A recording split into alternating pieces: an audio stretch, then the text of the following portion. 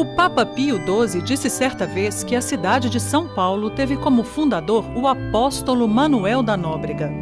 Alguns anos mais tarde, foi a vez de outro Papa, João XXIII, dizer que o Padre Manuel foi nada menos que o bandeirante de Deus no Brasil.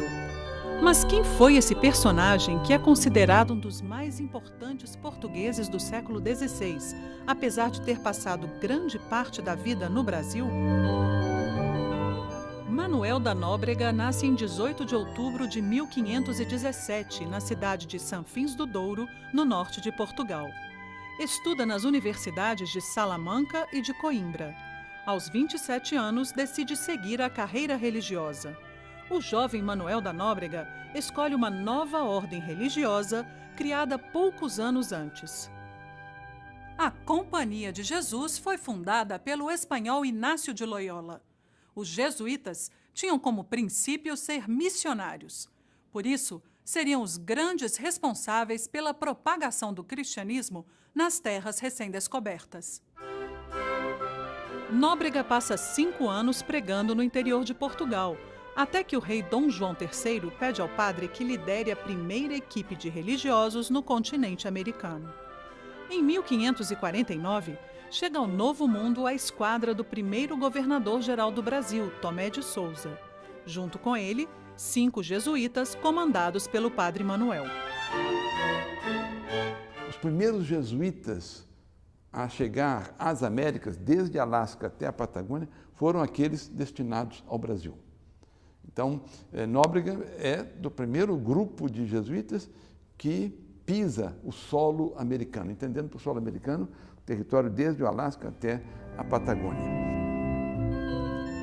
Tomé de Souza tem a missão de organizar uma administração para a nova terra e criar uma cidade para servir de capital. No dia 29 de março, ele funda Salvador. O padre Manuel da Nóbrega fica encarregado de construir e comandar o colégio da cidade. Mas a colônia é grande e quase não há padres no Brasil. Por isso, o padre Manuel, em companhia de Tomé de Souza, resolve seguir para outras capitanias.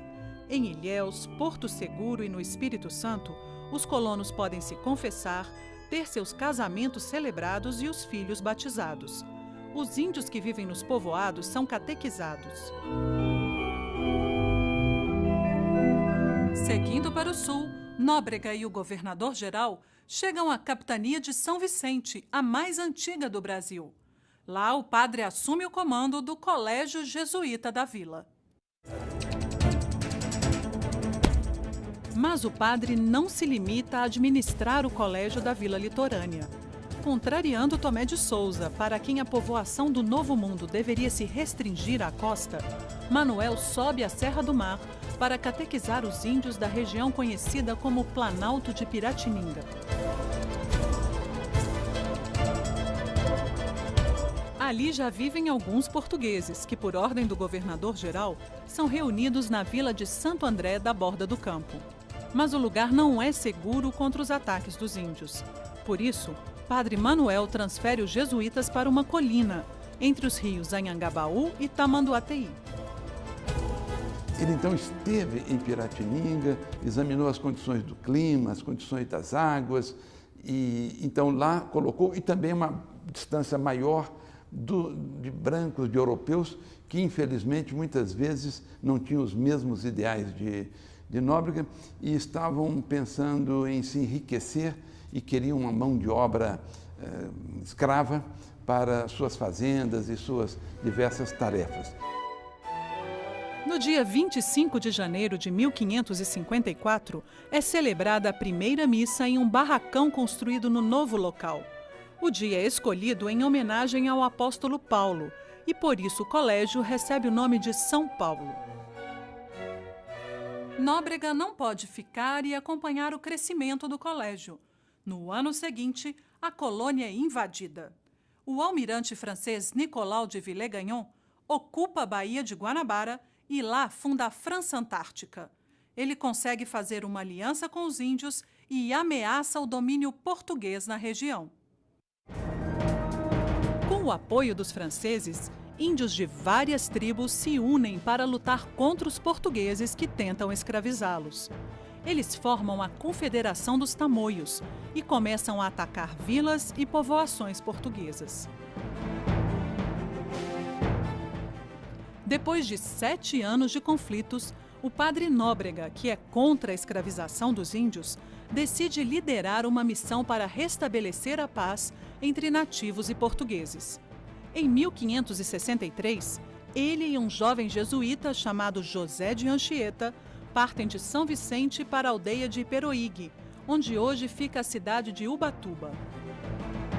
Com a ajuda do irmão Anchieta, que rapidamente aprende a falar em tupi, Nóbrega consegue um acordo com algumas tribos e enfraquece a luta dos tamoios. Com isso, fica aberto o caminho para a retomada da Baía de Guanabara.